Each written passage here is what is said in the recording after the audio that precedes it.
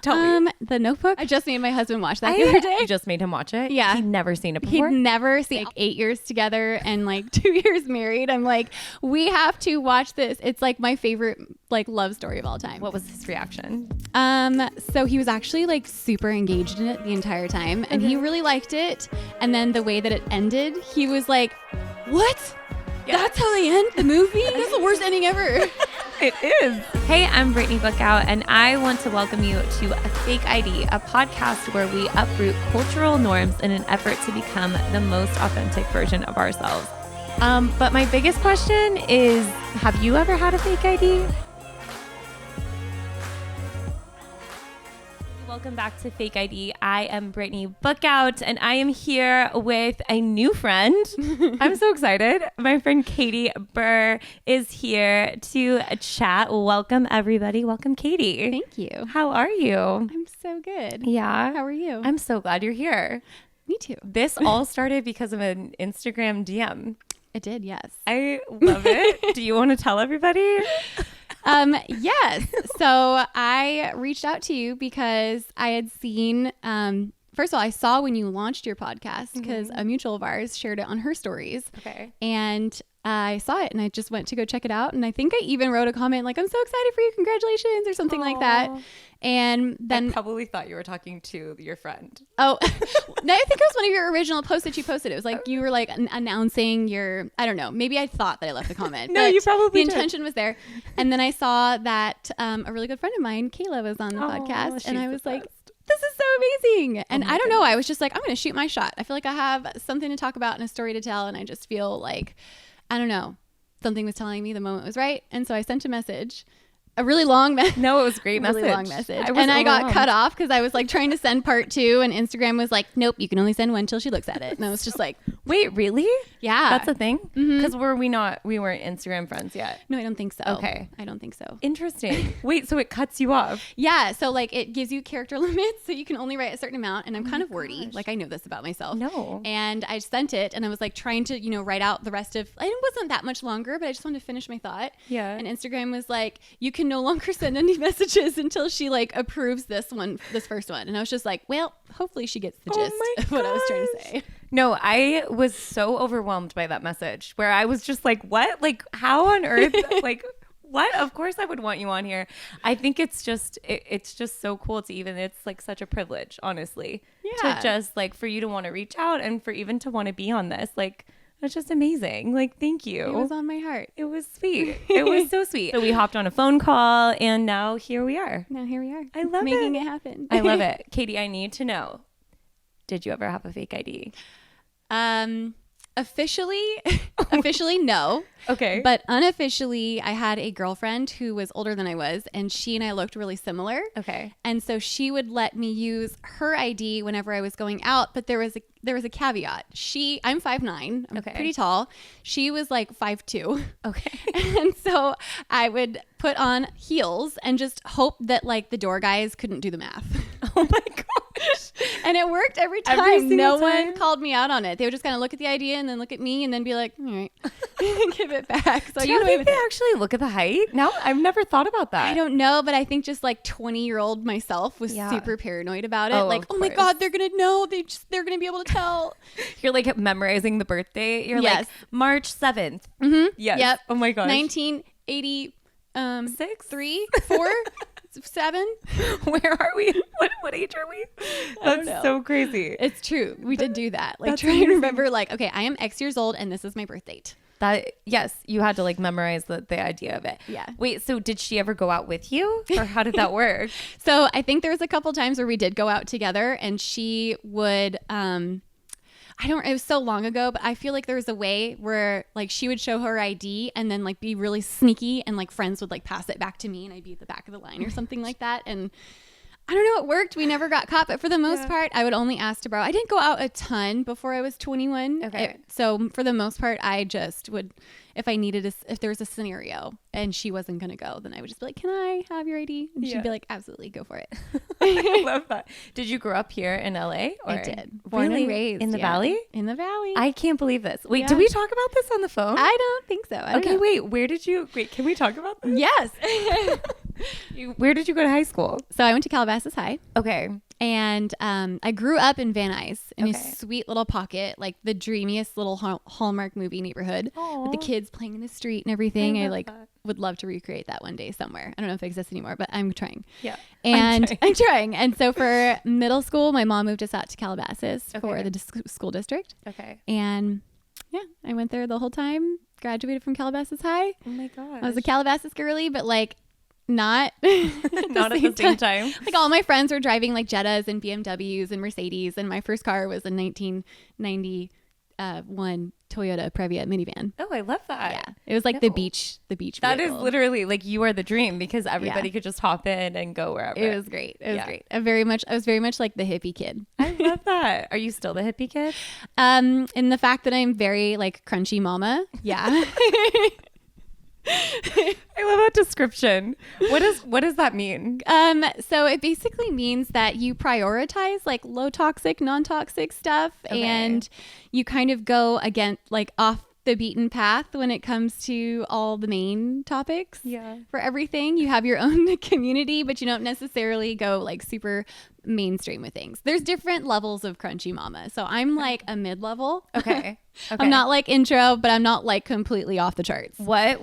Maybe we shouldn't go there. Like what would off the charts be? But I don't want to offend anybody. Yeah. Okay, we won't go there. But do you walk barefoot outside sometimes? Pretty much 24/7. Okay. Yeah. Unless it's really cold outside, then I have to keep on the shoes.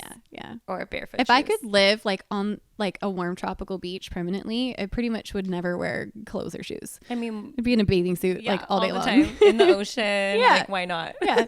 Beach waves. I love it. That's great. I think that's really cool, actually. I feel like I'm maybe not completely mid-level, but I am very big on like non-toxic and So you start somewhere, natural. and then sometimes when you have kids, you just start doing a lot of research just in that process of having kids, and then you're like, oh my God, you have to do what? I'm not doing that. No way. And then everyone's like, welcome to the club. And then now with the internet, I mean, I feel like you just like learn so much on social media. You have to like sift through a lot of information. Yeah. Like, okay, is this something that is real, or is this someone's like take on it? Everyone's an expert these days. So you kind of just, you have to do your research well. Yes. But you have 4 kids? 3. 3 kids. Yeah. Okay. 3 kids. Yes. Okay. So this is what I thought was so interesting about you. You went on TikTok recently. Yeah. And told the story about how you and your husband got together. Yes. Okay. Can you tell that story a little bit here? I just thought it was like, if you're comfortable. Yeah. I just thought it was only interesting. 3.5 million people have seen it. So I guess I'm comfortable sharing it. Okay. Yes. So it's pretty wild. Like, I'm trying to do the Spark Notes version of this. Yeah. Okay. So my husband and I, we met back in 2012, and he was my bartender at the bar that I went to. Okay. And he was like the whole premise of the story is he was super grumpy. He was not personable. My friend was like, ooh, a nut to crack. And so she like charmed him and got him like, she got his walls down and got him like more interesting to talk to. By the end of the night, she was like, you need to exchange numbers. And I was like, no, he's kind of mean. I don't want to. And she was so like, nice. he's perfect for you. You need to talk to this guy. And I was like, okay, fine. So the next day I invite him on a hike with my mom and my brother. He says yes. And then on the hike I say, hey, so I'm moving to Georgia in 2 weeks. And he was like, okay, well, Like, what's the point of this? Yeah. He was like, why am I? Why All am I right, nice here? knowing you then. And so we became friends on Facebook. And 3 years later, I was back in LA and I was working as a hairstylist in a salon. And we had a class. We went next door to a bar and he was bartending there. And he recognized me. I did not recognize him at the beginning. And eventually he was like, what's your name? And we got to talking and I was like, oh my gosh, we know each other. And then we left it at that. And then 3 months later around, we connected again because I wanted to I was trying to grow my salon business. I had just started my own little studio salon with a business partner, and I was just trying to figure out how to grow the clientele to support that because I didn't have one. I just did a leap of faith. Okay. That was kind of like the first pivotal point of big changes that happened in my life. And long story short, I asked him to go on a hike with me again. And he was Part like, two. well, you know, it's just in Europe for a month and I have this like bronchitis thing. Like I can't breathe. So I can't go on a hike. And I was like, well, you know, what's really good for that is tea. I was not letting up. I was like, we should go have tea. So you were trying to get him to go on a date with you again. Well, not a date. I just wanted to pick his brain because I was trying to build my business and I was not making ends meet yet. And I was like, maybe I could try bartending. And so I wanted to pick his brain about like being a bartender. Like, what's that like? How do you get into that? And we didn't even get to that topic. We talked for like 4 hours at tea about who knows what, like life values and philosophies. And it was just really cool. I love that. Long story short, we just started hiking and like being friends and just like hanging out every once in a while. And then the hikes would turn into like hikes plus are you hungry? And then we would go get food. And eventually we just kind of like slowly started dating. Mm-hmm. And then I had a diagnosis happen, which I had before, but I thought it was solved because I had a surgery. Mm-hmm. And it turns out that it was back with a vengeance. Okay. And so I had a doctor tell me that I had endometriosis and it was stage 4 and I was on basically the brink of infertility. And if I wanted to have kids, it had to be now or never. Wow. And so with this guy that I just started like casually dating and like, you know, we'd been acquaintances since 2012. This is like 2015 at this point. Okay. So 3 years. But we didn't really know each other that well. Mm-hmm. We just knew that like I kind of liked him. And we had to go to a tea shop again. And I told him what was up. I didn't ask him anything. I didn't tell him what my plan was. I just laid my cards out on the table and was like, this is what I'm going through right now. And he didn't even skip a beat. He was like, well, how do you feel about me? And I was like, I mean, you know, like you don't want to be the first person to be like, I'm obsessed with you. But at the same time, I was like, I really like you. Like, you're really fun. I really enjoyed spending time with you. It was just kind of beating around the bush. Mm-hmm. Like, I really care about you. I'm like really excited to see where this goes. Yeah. Felt really awkward. You're like, because how do you feel about me? Yeah, exactly. Like, I didn't want to go first. Right. Nobody ever does. No. So then he looked me in the eyes and he was like, well, I'm in love with you. And I've never met anyone like you in my entire life. And I know I'm never going to meet anyone like you ever again. And if keeping you in my life means having a baby, then let's have a baby. And I was like, can you think about it? And he was like, nope. When I decide something, I decide it. Wow. So that was kind of like our origin story. We just like not even a month of casually date because we wanted to date really slowly. So like not even a month of casually dating and we were already off to the races and deciding to have a kid together. Oh my gosh. Yep. And then the rest is history. Yeah. And then you got married shortly after that? No. Okay. So we thought that it was going to take a really long time. My doctor was like, you're going to have a lot of miscarriages. It's going to be a rocky journey. Like, we don't know what this is going to look like. We're going to try naturally for a year. And then if that's not working, then we can, you know, go down the other routes of like extra help. Yeah. And I had my surgery to remove the endometriosis. And 2 weeks later, I was pregnant. Oh, wow. With my first daughter. Oh my gosh. So, and I was also very sick and I had a very traumatic pregnancy because in my early 20s, I had cervical cancer. Oh my gosh. And so that damaged my cervix and my cervix was unable to hold the pregnancy to term. And so at 5 months pregnant, I started dilating and contracting and my body was trying to get the baby out. Oh my goodness. So we kept her in for a couple more months, but she was born 2 months early and she was a little NICU baby. Oh, she's amazing. Sweetness. She's totally perfect today. But also my following 2 pregnancies were the same. My body just like cannot. Like, my kids are true miracles. They really are. And we didn't get married until 2021. Okay. Because we were also trying to build a foundation of a relationship while also trying to raise kids together. Yeah. And we had like a trauma in between my 2 daughters. I had an ectopic pregnancy. I almost died in the process. Gosh. And so just a lot of things were happening and it just, so we waited and we did a lot of work with each other. And in 2021, we finally got married because we got to a point in our relationship where we were like, we did it. I love that. Which is amazing. And then we got pregnant with my son 3 days later. Oh my gosh. We found out. Another miracle. The 3rd miracle. I love that so much. So you have had like a lot of circumstantial things going on around in your life. Like chaos that's happened that things out of your control. Yes. So how has that like affected you as a human being? Like, I think they all play a huge factor into shaping me like who I am today. And, going through something really hard, when you're going through it, you're like, what is this happening to me? This is so hard. I'm miserable. I don't like this. Yeah.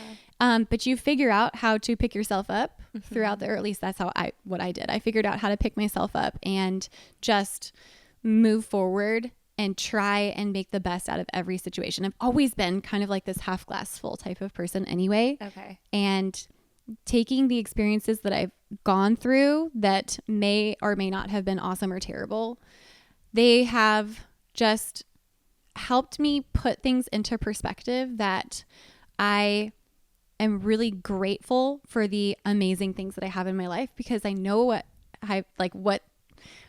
I know what it has taken in order to get there. And so I kind of try and view everything in life with this, I'm so grateful. I truly am. I'm so grateful for these really challenging experiences that I've gone through, because I wouldn't be the person that I am today without them. And I wouldn't have my kids if I didn't go through that, because if I didn't have a doctor tell me that I had to do it now, who knows what would have happened. Sure. Yeah.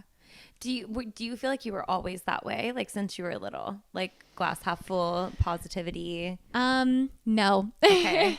What kind of got you to that? So as a teenager, I was definitely more, I would say, I guess like an underlying part of me always had like a hope to it. But I think I was also just like, I let the ego run the show for many years of my life. I was like a moody teenager and just like focusing on myself for a lot of things. I have to say, I'm really grateful for my parents, because my dad, especially, he's extremely like philosophical and full of wisdom. And so anytime I would go through anything in my life, my dad always had something amazing to say about it, like something really encouraging. Sometimes it was really cryptic, because he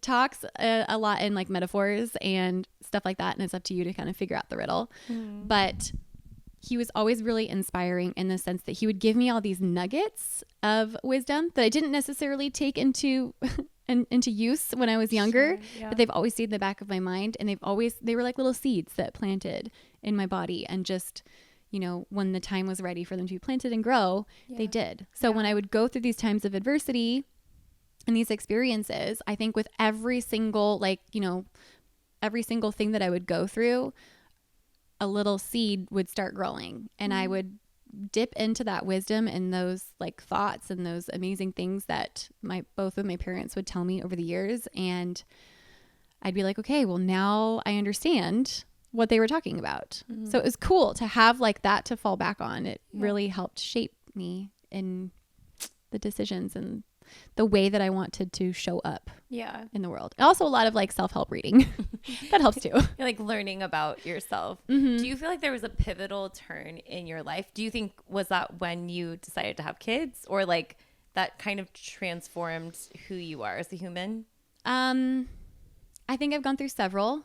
I think the first one was when I started my salon. Okay. Because I really had to take a leap of faith to do that. And I was in a position where I was given this incredible opportunity for this beautiful 2-chair salon, but I did not have a business partner. I didn't have anyone to rent it with me. I did not have the clientele to support it. And I definitely did not have the income to, make these expenses work. Yeah. And I remember talking to the salon owner, who is like an amazing business person, an amazing person in general. And I was like, I don't know how I'm supposed to do this. I really want to, but I just don't know how I'm supposed to make this happen. And he was like, sometimes you just have to make a choice and take a leap. And in jumping off that deep end, you will create the bridge to get to the other side. I love that. And so that was the number. Like, I signed that lease. I went on Facebook and found people that I went to beauty school and sent them messages until I found my business partner, who I ended up working with. I built a Yelp page that day. I actually was in a sorority in college, and I reached out to a current person in the sorority, and I said, hey, I'm a hairstylist and I'm looking for models, just like haircuts or blowouts. I just need pictures for my portfolio. Like, I hustled to make that happen. And within like 2 weeks of signing that lease, I had my schedules booked every single 6 days a week from like, sun up to sundown. Every single day was booked for like 3 weeks out. And that was really cool because they weren't paid clients, but they were getting me the exposure that I needed to start building my business. And so like going through and like jumping and just figuring it out. I think that's how I operate best, honestly. No, that's the theme of my life. No, I resonate with that too. I feel like that is really cool that the catalyst to your transformation is faith, essentially. Like, that is what, like, you don't know what the next thing is going to be or what's going to happen, but like you still took the leap. Yes. Which is probably I would think that's the most transformational for anyone. Yeah. Transformational. I agree. That's the word. Yeah. Right? Yeah. I mess up words all the time. My dad would always tell me too. He would always say, everything will be okay in the end. And if it's not okay, then it's not the end. Yeah, that's really good. Yeah, that's really good. There's always a light at the end of the tunnel. There is. And also, like, my dad would teach me a lot about like money mindset growing up, and he would always tell me that you will always be provided for no matter what. And he was like, believe that and it will happen. And so like, I didn't grow up super strong in faith, but I had I had these little, isms that are truly like paralleled with that. And I believed it. And I remember having conversations with my husband at the beginning of our marriage because he was like, how are you not stressing about this? And I was just like, because I already know it's going to be taken care of. We'll figure it out. I don't know. I don't know how we're going to do it, but I just know we always will be. And we always have. Yeah, it's true. You make it happen. Always goes on. Yeah. Like no matter what, life always has to still go. Yeah. So it doesn't stop, like no matter like how traumatic or no matter how like good or bad, like it's always going on. Like it never stops. And you figure something out, whether it's going to work in your favor or not. Like it happens. Things keep going. So then did you grow up in any faith environment or kind of like what was your childhood faith experience? So I was raised Unitarian Universalist. What does that even mean? Wait, what is that? So it's essentially a group of people. The main philosophy is that all faiths are welcome. Okay. They are just supportive and loving to anyone who believes anything. Like everybody is welcome. Okay. Which was a cool space to grow up in because it was very much about like accepting people, just accepting everyone as they are. And it was cool to grow up in, but I also felt very lost in it. Like our religious education was going around to like different mosques and temples and churches and synagogues and just learning about all the different faiths, which was very interesting. Yeah, very educational. Very educational, but I don't feel like it really helped me develop like my faith. Or what I wanted to believe in, which is kind of the point, is they leave it open so you can figure out what you want to choose. But then also, when my dad and my stepmom got together when I was really young, they found a commonality in their upbringings where they were both raised Catholic. Oh, interesting. So then they wanted us to go to like an after school like Catholic study. And I had a really negative experience with that because as a young kid, I was being sat in this classroom and handed a rosary and then told like how bad I am and like how I'm doing everything wrong and just like shame. But you can make it better by saying your Hail Marys and your Our Fathers. Wow. And I was so bitter at the end of that. If anyone uttered the word God or Jesus to me, I had such a sour taste in my mouth. Like I wanted nothing to do with it. And it was just... that led also into like the rest of my adult years where I was just like, no. Yeah. And actually things changed like a year ago. Tell it like I'm glued on this journey. Tell me how and why that changed. Like, so over the year, I would say like in my 20s to 30s, like that 10-year span, I kind of started developing my own spirituality and like leaned more into the metaphysical sense of like energy and like there's a word for it, but I don't like the word God because it has a sour taste in my mouth. So I'm going to use the word energy. And, I talked about it in that way. And my daughter, my oldest, is the one who changed everything for me because it was time for her to go to elementary school. And my husband was like, I want her to go to this school that I went to when I was a kid. And it's a Christian school. And I was like, no. And he was like, why not? And I was like, because I don't like the idea. And he was like, well, I implore you to look into that more. So you were dead set on no because of your experience with. I was just so uncomfortable, but I never really leaned into why I was feeling uncomfortable. I was just like, because I just don't like it. Yeah. And he like, you know, we had a lot of conversations, and eventually, because I was leaning into this Unitarian thing where I was like, well, I want her to know about all the faiths so that nothing is pushed onto her, because I felt like it was pushed onto me growing up. Yeah. And so she can make the decision for herself. Sure. And he was like, okay, that's fine. She can go to the Christian school, and then we can do our due diligence as parents outside of school to just like teach her things. And I was just like, okay, that sounds good. Yeah. So then she went to school. And little by little, like I feel like seeds were being planted, and I was getting more and more comfortable. I felt like I was healing a little bit. She would come home and start saying prayers, and I'd be like, that's weird. Okay, cool. Okay. I'm getting used to this. I'm swishing it around a little bit. And then one day she was like, this was last year. She was like, I want to go to church. All my friends go to church, and I want to go to church too. And I was like, okay, well, I know about a church because I went to a church years ago, and it was actually really amazing. Like the pastor blew my mind when I was there. And I remember 10 years ago when I went to that, I remember being like, wow, this is amazing. Like I feel like something is pulling at my heart here, and I want to get into it. Yeah. But then the person that I was with, we no longer spent time together, and I felt awkward continuing to go. So I just didn't go anymore. Yeah. And also I was around well, I won't get into that part. Okay.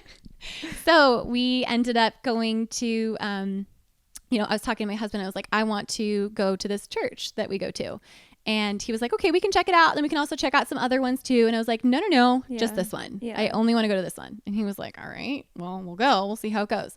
So when I say God's timing, an email showed up in my inbox for the marriage conference last year. Okay. Right as we were having this conversation. And it was like my jam. I am a country loving girl. I was. That's right. It was like Wild West. Yeah. I was something. I used to line dance 3 days a week after work when I worked in the salon. So I loved. So anyway, it was line dancing. It was country music. It was axe throwing. I was like, we're going. This is like amazing. If anything, it's a great date night. Yeah. If we meet weirdos, it's fine. It was a great date night. It's fine. And we went Friday, we went Saturday, and then we brought our kids to church on Sunday, and we've never stopped coming to church since then. I love that. Shout out Freedom Church, by the way. Amazing. If you are looking for a church, if you're a Christian or looking for a church, Freedom Church, we have an incredible online presence. And honestly, I mean, there's so many great churches out there, but personal love, shout out to Freedom Church, Pastors Justice and Maria Coleman. We love you so much. So much.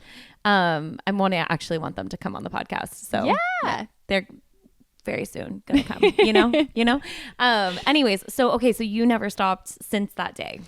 There is something that happened. Someone told me that it's called Rhema. Okay. When Rhema. What's that? I'm going to butcher this, but it's basically when the word of God or when the Spirit of God is speaking to you at the exact time that it needs to or something. That might not be the actual definition. I might be making that up, but it's along those vibes. Okay. And every time I had a question about something and I was just like, I don't understand it. This isn't making sense to me. Yeah. We would come to church and Justice would speak on that exact thing that I was having a hard time with. Yeah. And I was just like, is he in my mind? This is mind blowing. The outside world would call that serendipitous or something. Yeah, exactly. Yeah. And he said something and it just completely started to just break down that initial wall. It was that first extreme home makeovers, you just smack the wall down. Yeah. That was that for me. And it's when he says it's Freedom Church is a place where you can belong before you believe. I love that. And coming from a place where I was like, I don't know what I believe. I know I'm lost. I don't know what I want to do. Mm-hmm. And he said that. And I was just like, I have a place. And every single time I would come, I would be sobbing every single weekend that I would come here with the music and what he was telling. And I would go home during the week and I would just work through all of that. And in the first, we started coming in February and I was baptized by the end of March. Wow. So those 6 weeks that we were coming, I felt like more movement had been made on my soul and my healing. I had been spending years trying to heal and getting what felt like nowhere. Right. And, reading all of these books that I thought were going to help me and just feeling stuck. Yeah. And 6 weeks of going to church every Sunday and just really taking to heart everything he was talking about and just diving in completely. I was like, all right, this is it for me. This is, I'm a changed person. Wow. And it was crazy because when I got baptized, I feel like you don't like, I never knew what people were talking about until I personally went through it. But this like sense of peace washed over me and it's never left. And it's just been such a cool and like, you don't have to worry about anything because everything is always like, you're going to be taken care of. Yeah. And like, you are a special person and you do have something to give to the world. Perfect. Like all the lost feelings just disappeared. Yeah. It was really cool. So that being said, do you feel like that is where you kind of really started to understand who you truly were? Do you think that that's kind of the point in your life where you kind of figured out like, this is Katie, like this is what I'm made for? Like, yeah. So like a year ago, not yet. I felt like I was still coming out of like a, I call it my cocoon period. For the last 3 years, I really went into this cocoon and stopped putting myself out in the world. I literally I birthed my third baby. I turned into it like homesteading, stay-at-home mom, got into my sourdough journey. We love the sourdough journey. We love I the can't sourdough. eat bread, but like here we are. Yeah. I love watching it online.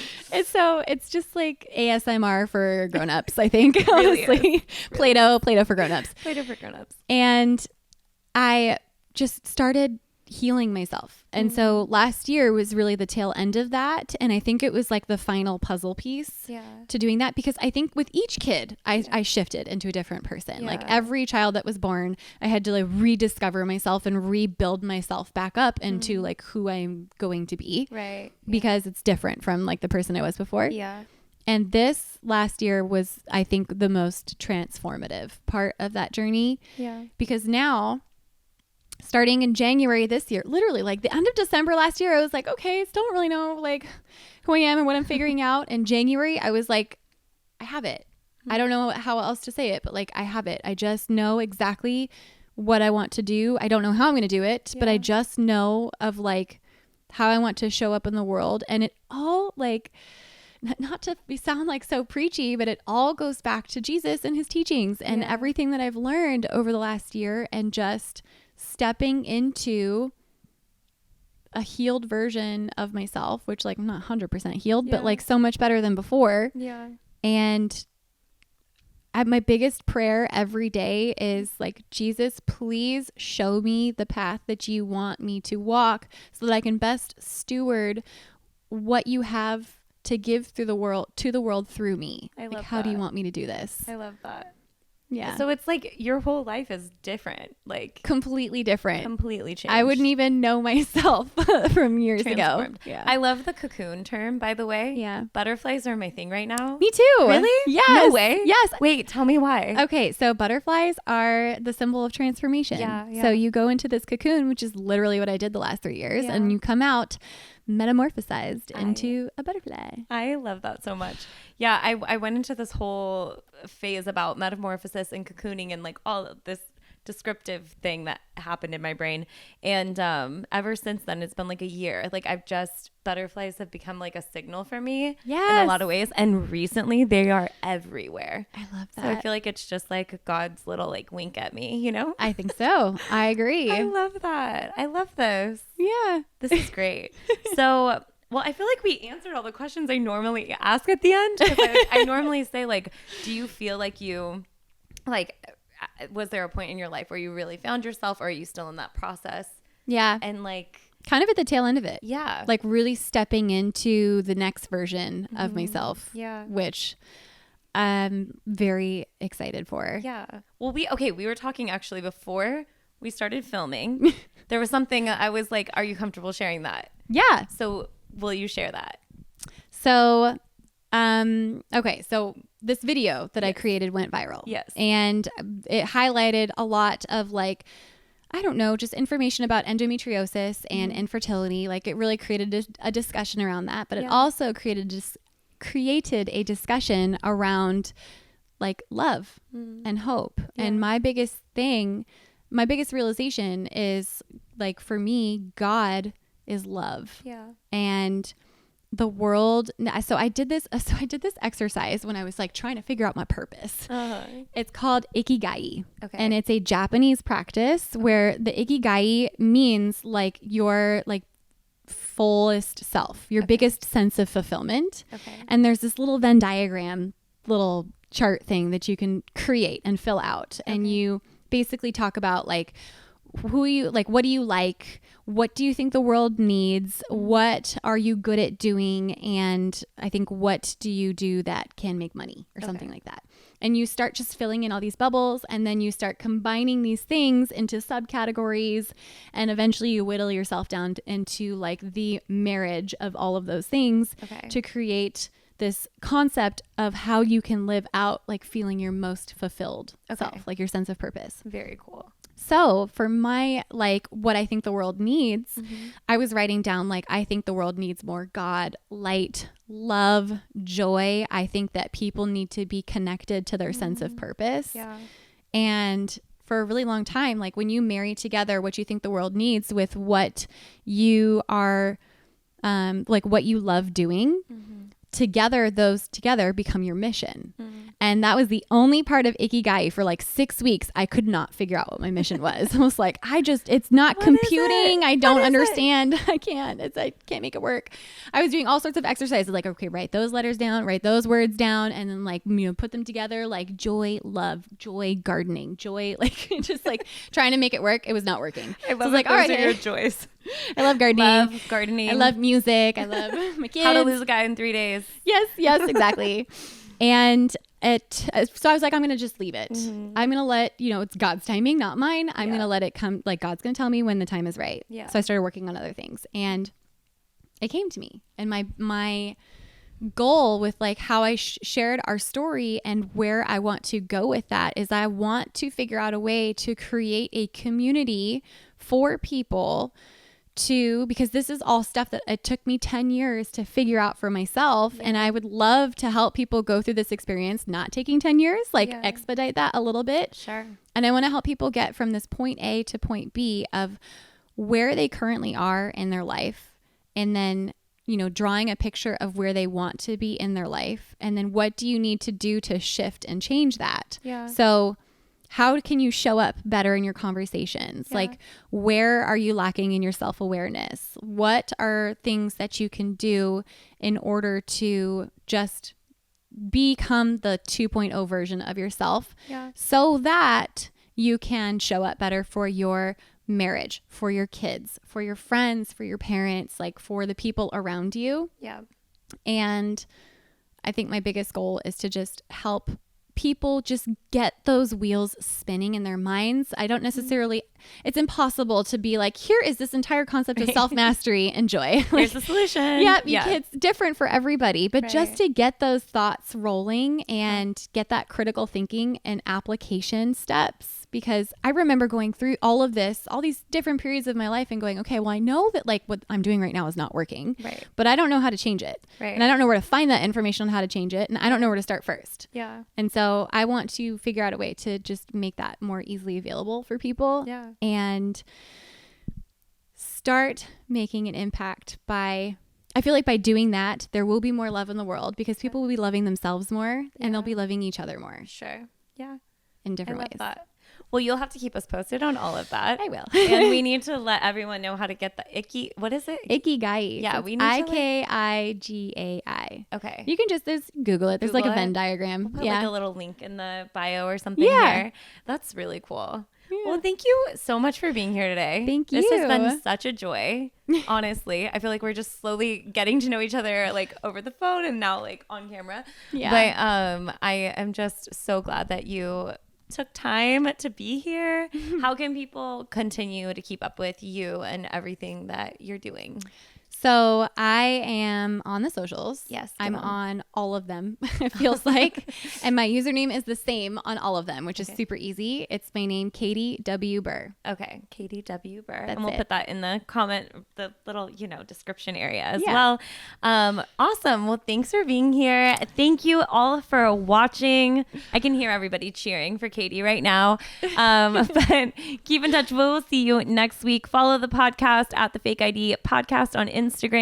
You can email us thefakeidpodcast@gmail.com with all your questions, fake ID stories, anything you want to talk about. Please, we want to talk to you. We want to talk it. We want to bring it up on the air. Yeah. All the things. Please come back sometime. Yes. Anytime. That'd be Honestly, amazing. I would love it. We will see you next week. Bye, everybody. Bye. They were trying to leave it up to a sequel, like The Notebook 2, and put out the rest of their lives or something, and it just never took. I love it. You're a Notebook stan.